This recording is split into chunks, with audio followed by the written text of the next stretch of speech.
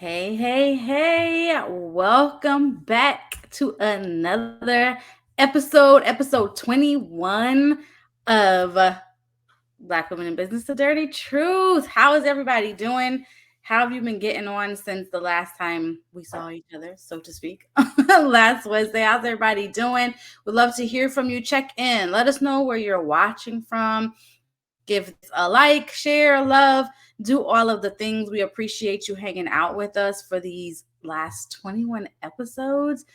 And if you have any, I want to get this out kind of in the beginning because I always forget to say it at the end. If there's any like topic you would like to maybe join us in on or like us to tackle, drop it in the comment, shoot one of us a message because we would love to have that conversation and even bring you on if that's something you're personally dealing with. We would love to kind of add that kind of segment. So let's get right to it. So if you've seen the little blurb, if you've seen the title, you're probably thinking we got some drama. It's not like that. We're going to talk about toxicity within your business, toxic people, toxic relationships. A lot of it's happening, right? And on all levels.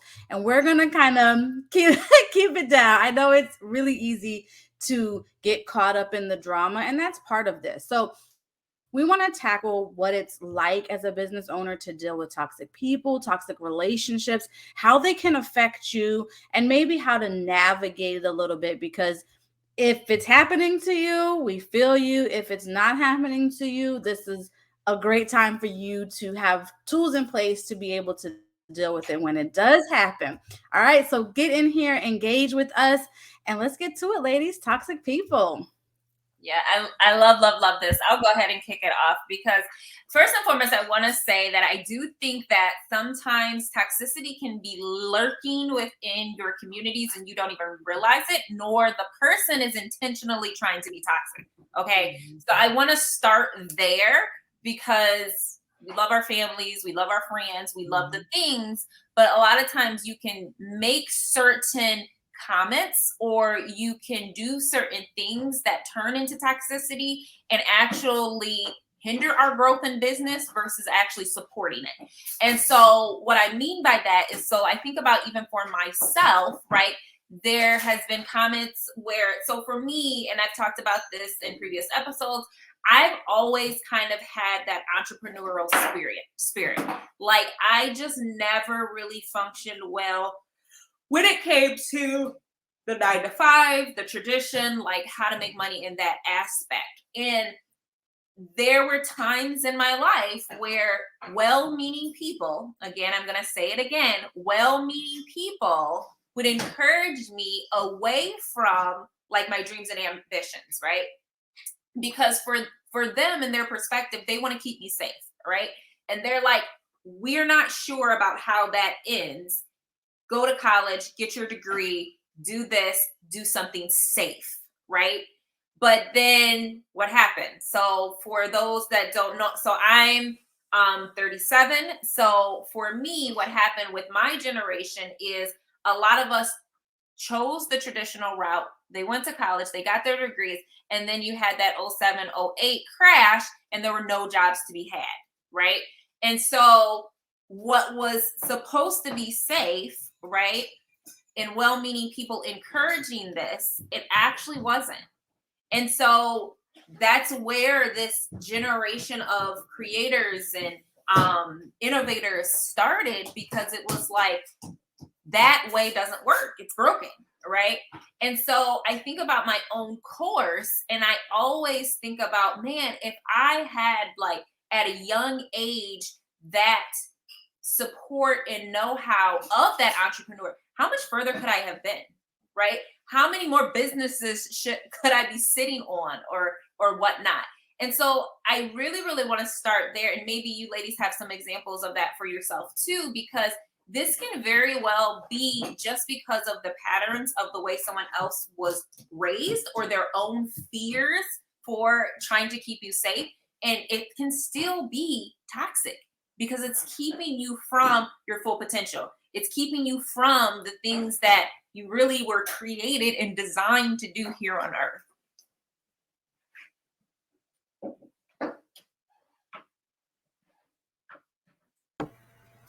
Sorry, I was trying to find the unmute button. um, the only thing I have to add to that is like I like how you brought up the whole traditional route of doing things because I mean that's how I was taught. You're gonna go to school, you're gonna get your education, you're gonna go to college, and you're gonna start working, and that's Mhm. all I knew. And so, as far as being an entrepreneur, I mean, I probably said this in previous episodes that I just woke up one day. It was like, I'm gonna turn this into a business. I don't know anything about running a business because I mean, I went the traditional route. I've never heard of anybody just owning their own business and just doing it, going out there, being whatever. And so when I'm introducing this business to other people, maybe family, maybe friends. Oh, girl, you charge that much? Oh, that's a little too much. And then me being me, I'm like, okay, well, I can give you a little discount or something like that. But then it's always I'm giving a discount because I want them to keep coming back to me. And Mhm. so I would look at it from that standpoint of maybe I'm being toxic to my own business because I'm scared if I don't give them the discount or if I don't give them the hookup that they'll go somewhere else. And I want to keep them. And so that's what I'm struggling with now. Just 2 years into my business, I'm giving everybody the hookup because I want you to keep coming Mhm. back to me. I think this was a great place to start because this is that like sneaky toxicity, right? Most people are looking for, I'm pretty certain anybody watching and who catches on the replay will be like, oh, toxic people. We about to talk about those who are just blatantly toxic, which I'm sure it'll come up. But this is that sneaky toxicity where it can take you a really long time to realize that that relationship is damaging. And it, as like Andriana pointed out, we get really, especially women, we feel really responsible for being loving and caring and extending grace and doing whatever we can for people, that it can take a really long time to end up being like, all right, look, when it comes to this and this, you and me can't deal. We're going to keep it strictly Thanksgiving dinner or family reunions or however it is that you meet up. But it can take so long. And this shows up like, I mean, Dayna just kind of put it out there how sneaky it can be. Something as simple as, somebody being like, ah man, I tried that too and it just doesn't work because people are da da da da da da da, and then they've scared you off from a path that you probably wasn't even going on, but they have put this thought into your mind and just ran with it. And it's on the negative side, nothing like, but that was my experience, have your own. It's so sneaky and it can be so damaging, and like Dana's force you to maybe take 10 years longer than you would have liked to even start. Yeah, it's so sneaky, but man, it's major. For sure, for sure. So I wanted to just read this little portion because it again kind of at looking at this topic in perspective. I want you guys that are listening to identify if any of this sounds like how you feel, whether if you're currently in a workplace and trying to transition into a business, or you're in a business and you're working alongside other people. Okay. So if you feel drained or negative after interacting with them, this could be a sign they're toxic. Okay. Toxic behavior can manifest through words, body language, disrespecting boundaries, hoarding information, purposely undermining others, not following through on promises or commitments, insults and rumors, and that's just to name a few. So I really want you to think about all of those different brackets, right? So when you're with, and I know this for a fact, like there are interactions and there are times when I know that I'm going to enter a situation that I have to oil up. I have to mentally look. I'm Palo Santoing, white angelicaing everything, right? Because I know when I leave that situation, I'm going to feel drained. I'm going to feel emotionally worn down. Okay. And then I love even the portion where it says not following through on promises or commitments. Okay. So how many times in your business, yeah, I'm a purchase from you. I'm gonna get that from you, right? And crickets. Or even worse, then they go purchase from the grocery store instead of supporting you and buying from you. That's signs of toxicity. Now, when we talk about toxicity, I think first and foremost, you have to acknowledge it is what it is, because you can't have those hard conversations with those people that you love if you aren't first acknowledging that this is not okay and it's not normal. Okay? This is not okay and this is not normal. If you say you love me and you committed to doing something and you don't follow through, that's toxic. If you say you love me and then you turn around and are talking about my business behind my back, there's a problem, right? So I really, really think when we talk about toxicity, when we talk about some of these things, because we have normalized certain behaviors in people, or we've excused certain things, right? We've for so long allowed people to run over our boundaries, right? By giving them that deal, because they're not going to come back if you don't give them that deal. By running over your boundaries when it comes to, I knew even another big one for me, because I run my business, in a lot of times in people's heads, oh, she at home, so she can watch my kids, or she can take care of that, right? And it's like, wait a minute, I'm still running a business. If I was at a job like you wouldn't call me to run that errand for you. You wouldn't call me to show up in this way for you. So again, more signs that you could be in some toxic relationships that are affecting you emotionally and affecting you here, that's translating into your business, and you're not growing and you're not moving forward and you're not doing more of the things. So again, just thinking about some of those categories, have you ladies ever experienced any of those things, or how have you overcome some of those things? I think it was last episode, Tameka just pointed out to me, do you have boundaries? I was like, nope, I ain't got them. And this is the reason, I mean, this is like where I fall at, because I excuse a lot of behavior. I know so and so down the hallway from me, 3 classrooms down. She talking about my business. She buying her oils from Walmart, Target, but she knows that this is my business, and not once approached me, but you call me friend. We friends, but you going to Walmart buying your oils. Come on now, girl. But me being me, I don't say nothing. I just let it go. Now, knowing what I know about certain things, is it my place to tell her, hey, this is not benefiting you? Hey, you buying water? I mean, I don't know.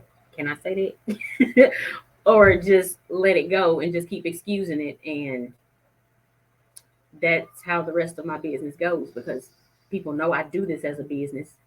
But since we friends and you want to get stuff cheap, you just don't approach me at all. I don't know. I That friend word gets thrown around a whole lot too. I would say just, thinking about that case or scenario, sometimes it's not even just about you're not buying from me. It's, hey, because you're into this and you know I have this business, have that hard conversation. Why don't you purchase from me? Right? Is it something personal? Is it that you're not convinced of the quality? Is why are we not purchasing from me? Because again, everybody has the right to choose where they spend their dollars, right? But if there's something personal, or if there's something that they don't realize in their subconscious that is keeping them from supporting you in your business, that's still a problem. And so we need to have that conversation. I don't necessarily need to convince you that my oils are better, right? Because I know if you use them, you'll experience that. But I do want you to know you're my friend, you're my family, right? And I joke about this all the time, but I'm like, if you brush your teeth, if you use deodorant, if you wash your clothes, I sell all of those things. So if you have never, ever, ever, ever purchased or never even tried the stuff from me, then yeah, I do take that personal. Why don't you want to support my business? Why don't you want to? Is there something deeper, right? Let's have that conversation and see where it goes from there. That's just so hard to start those type of conversations because you don't want to ruffle no feathers. I want to ruffle all the feathers. And I was going to say that goes back to Laura. I'm trying to remember the title, but where we were talking about take my business seriously. It's not a little business, so that might be the mentality of this said friend is, oh, this is just some little business that she doing. I'm gonna go over to the side, and if you're not addressing it, that's what you're giving that you're giving that validity. You're making it a valid point that, well, it's just my little business because I'm not having that hard conversation. I'm not telling you, okay, let me change your mind. Because this is when giving somebody a sample or giving somebody a discount or whatever comes into play. Like, look, okay, if you'll go out on the limb and trust me to give you something, I will give you specific to our business. I'll give you my overnight diffuser and this amount of whatever that you need. Then you try it. All you got to promise me is to do X, Y, and Z and then have a conversation with me. Because you got to, you like Dayna said, you got to have the hard conversation and knock that back. Because if not, it's still like, well, she ain't said nothing to me. So obviously it's not that important to her. Well, let's just pivot for a minute because earlier Dayna said something about it being cultural. Mm-hmm. How can, I don't want to say convince, but you want to educate people. You want to show them your business. You want to tell them all about it. You want to take over the world, so to speak. But do you think that we are more skeptical as a whole? Like, I don't know about this, so it is what it is. If she, like you said, this person comes to me, if they really care about the business, they would do it. And if they didn't, so what? But just us in general, we're so skeptical about everything. Does that make us toxic because we're skeptical?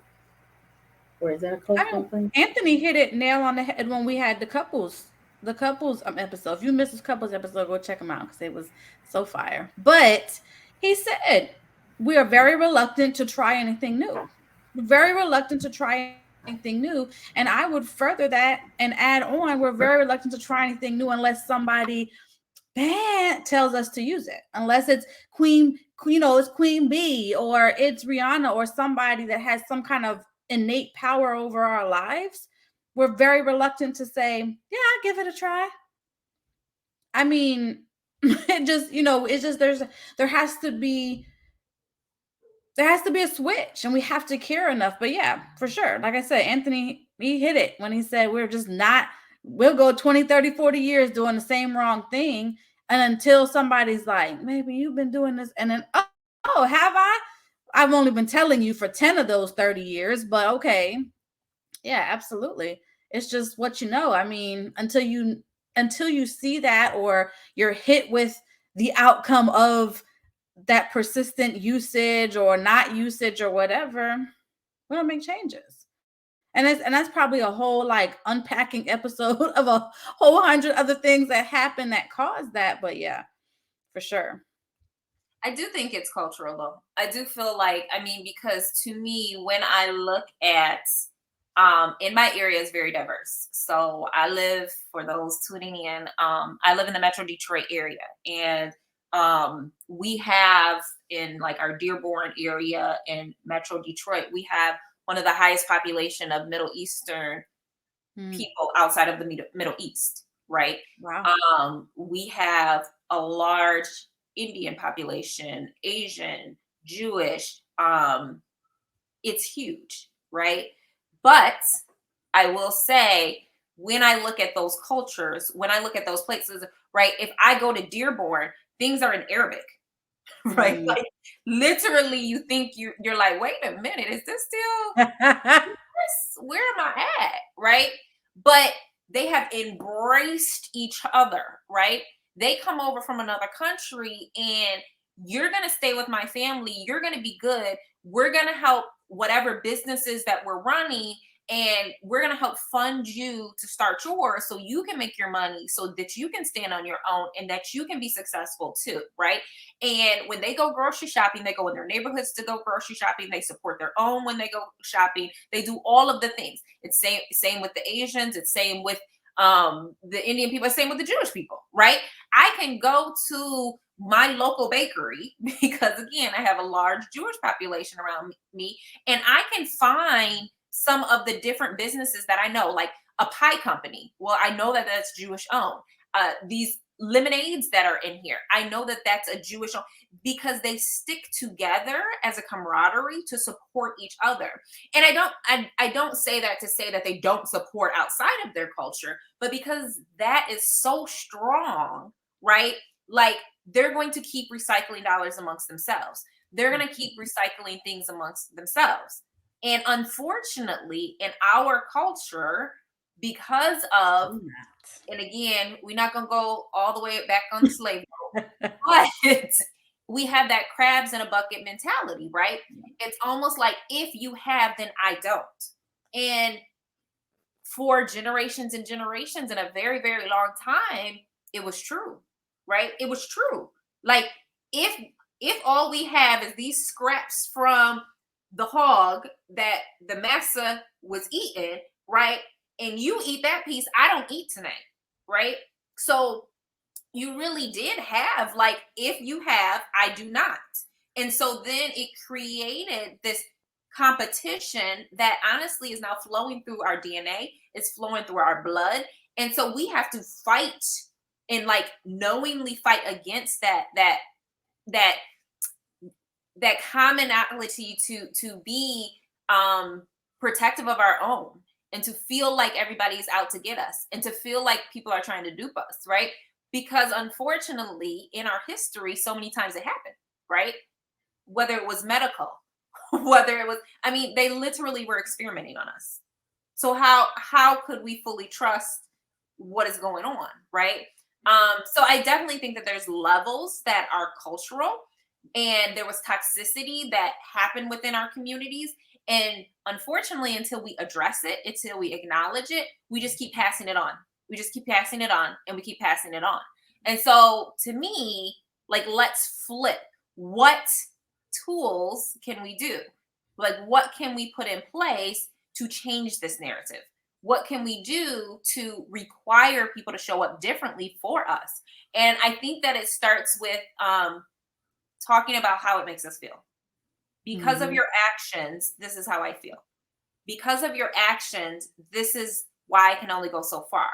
And again, it's not blaming somebody, but it's like, understand, yes, when you go buy Colgate at the store instead of buying Thieves toothpaste, it's hurting my business, right? It's hurting my family. It's effect that is a lot long lasting than just, oh, you did what was easy and convenient.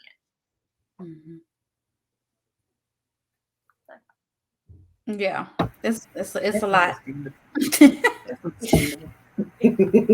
I never thought about it that way, because of course I don't have boundaries, so I never thought about it that way.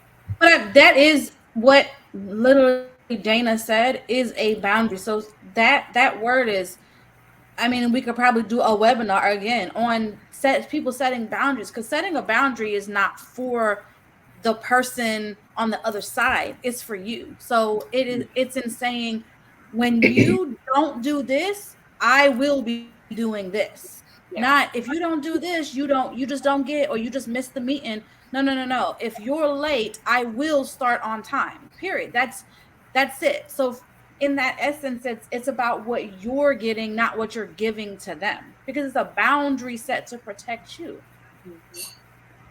So I want to talk about a few things that you can do if you're in toxic situations, and like things that you can kind of try to combat some of them. Okay. So the first one I want to talk about is, don't get sucked into the drama. Okay. So if you're dealing with somebody that's toxic, and usually toxic people are, because they're so focused on them that it's like, yeah, but what they talking about, you like, none of this makes any sense, baby. Like, the world is not against you. The world is not coming to an end. Like, you are fine. So try to not get yourself sucked into their drama, and whatever that looks like. Even when it comes to like a business standpoint, it might be that, right, like they're really, really falling under the wellness line, and now you're feeling empathetic to their situation, their plight, but they don't have no money, right? So now they want to deal on something from your business. Oh, can you just go ahead and give me that thieves, because my baby's not feeling well, and funds are hard. But then in the same vein, you out here running through the fast food place and getting what you, so you will pay for what you have to pay for, right? If somebody prescribes you some medicine, you will find the money to buy and purchase that prescribed medicine. So don't fall into their drama, right? Be careful that you're not getting sucked into a way where you're actually fueling the toxicity, right? Because really, when you don't stand up and say, hey, this is not okay, they're going to continue that behavior, right? They're going to continue to think that, well, this is how things operate and it's okay. And they're always going to push over your boundaries in particular. So I think it's so, so important that you don't get sucked into their drama. The other thing I'm going to say, and this is going to sound a little funky, but lean into their crazy. Lean into it. Yep. When they acting crazy and all this other stuff, lean into their crazy. And what I mean by that is, most of the time when people are having irrational behavior, like I always think about like when you have that little kid that's having a temper tantrum, right? And then you get on the floor and you start having a temper tantrum with them. What do? They look at you like, what's going on? You look crazy. Like, what's happening? And you're like, that's what you look like, right? Like, so you want to have your little hissy fits. You want to go, okay, you sick. Oh, I'm sorry, baby. That's happening. Yep. Just let you talk about your, don't give them no solutions. Just, okay, she ill again. Wow, this is the third time this week, and she's still throwing. Oh, and you done took the medicine. They still sick. Oh, I'm so sorry. Lean into it. Let them have their little way. Let them fret about the whole situation. Let them talk themselves together, because at that point, there's nothing more that you can do. And the last one I want to talk about, and again, we kind of hit on this already, but I just want to reiterate, and I hope, if nothing more, by the end of this conversation, you will take steps to put this in place, but have clear boundaries. Okay? Have clear boundaries that you have communicated with other people, that you have accepted and communicated to yourself, so that because it's not going to be when they start stepping over them, you done already told them what to expect. So they can't act, although crazy people, they're, oh my goodness, I can't believe you're acting that way. What's happening, right? Because they're always the victim. but you've made it clear, right? You've made it clear. So even in that moment, that's the boundary that you set. This is what the standard is, right? Because you're not going to go into Walmart and you're not going to tell the person, well, actually, I've been ill and fallen up. Can I just go ahead and have this Pepto-Bismol for, free? Well, they'll be like, huh? No, that's called shoplifting, right? Like, that's not how that works. So those are my three main things. I would say put those things in place and allow yourself to be able to grow, because the reality is, if you have all that toxicity coming in your life, if you're not setting those boundaries, unfortunately, you're hurting yourself. You're hurting yourself, you're hurting your business, and you are going to go slow if you even go at all, because you're taking on all of that energy, you're taking all that pressure, and it's a lot. And we weren't designed or created to do that. You need to find a support system. You need to find communities that are going to cheer you on. They're going to encourage you. They're going to tell you, let's keep going. Let's do this. So those are my three that I would say. Use those in the tools. Use your oils too. I'm serious, because I don't know where my white Angelica is in Palo Santo, but I literally keep it in my fanny pack all the time. Okay. Because I don't play when it comes to toxicity. I don't have time for it. Look, 2023 is the time of I ain't taking no mess. Okay, it is what it is. You can sit over there if that's where you want to be or what you want to do, but I ain't got time for it. I have a whole course on how you can use oils and help your emotions. Okay. Yes. I hear that. I would add to what Dayna kind of closed out with is this is why you have to be so solid in your vision. This is why no matter what business you're in, whether you're network marketing, you have a brick and mortar, I don't care what it is, you have a mission. So you need a mission statement. You need to have a vision and you need to be very strong in it. Because those people who have those levels of toxicity, like they come with their crazy, or the people that are hating their job, so they want to unload it on you and they're like trying to change up what you're doing.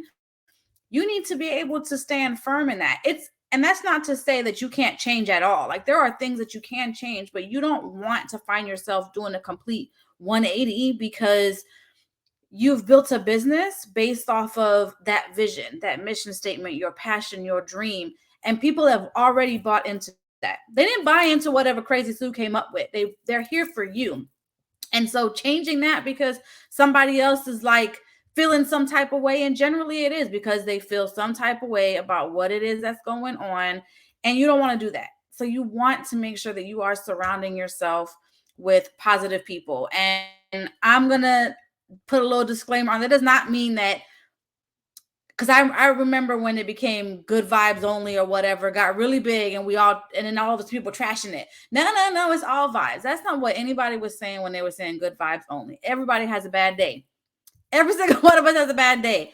But it's, if you're gonna come to my house with your mess, we'll deal with your mess, but we're not gonna sit in a pool of your mess for 6 years and cover ourselves in it. There has to be a healing process. So surround yourself with positive people doesn't mean anybody that ever is like, oh, child, such and such did something is a toxic person. No, everybody needs to vent. Everybody needs to do those things, but positive people can find the light in those situations. And that's what we need to surround ourselves with. And hold fast to those visions and those mission statements, because those people are there. Those people are there and they're not going anywhere. And like Dayna said, 2023, listen, yeah, grace and truth. That is what I'm. Grace and truth. We need both. How we moving? All right, y'all. We would love to hear how you're dealing with toxic people in your business. If you have had the fortunate experience to not run into any of them yet, we would like to hear how you're gonna handle it when they come, because they're coming. They're coming. The stronger you get, the more they're coming. That's just the way it goes. The more you become successful, the more people are gonna come with their hands out, and that's toxic. And if you're dealing with them right now, how can we help you? What are you doing? How are you handling that? Because, it's a lot going on. Get those boundaries in place. All right, y'all. We will be back next Wednesday, 6 p.m. Eastern Standard Time, 5 Central. Again, we appreciate every single one of you that hang out with us, check in with us, share, like, comment, all of the things. If you've missed any of our episodes, this is the first time you're hanging out with us, click that YouTube link in the comments, not the description, in the comments, and you can go and find all the last 20, and this one will be loaded there as well. Y'all, thank you. Stay safe, stay strong, and we'll see you next Wednesday.